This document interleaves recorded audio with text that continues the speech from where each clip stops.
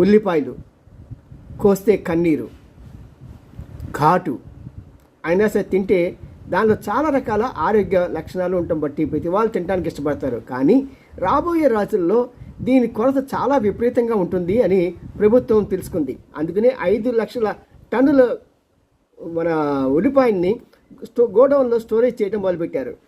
ఇప్పటికే చాలా దేశాల నుంచి మాకు ఉల్లిపాయలు కావాలి అని చెప్పి వాళ్ళు ప్రత్యేకంగా ఆర్డర్స్ ఇస్తున్నా సరే ప్రభుత్వం దాన్ని నిర్లక్ష్యం చేసి ముందు మా ప్రజలు ఫస్ట్ మై పీపుల్ అన్న మోడీ నినాదంతో మరి ఈ రోజున విదేశాలు ఎక్కడికి కూడా ఉల్లిపాయను పంపించకుండా కేవలం భారతదేశంలోనే వాటిని అమ్ముతున్నారు.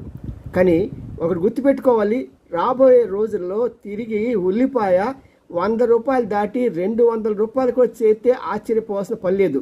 కాబట్టి అందరూ కూడా జాగ్రత్త పడి తక్కువగా వాడుకొని వాటిని నిల్వ చేసుకుని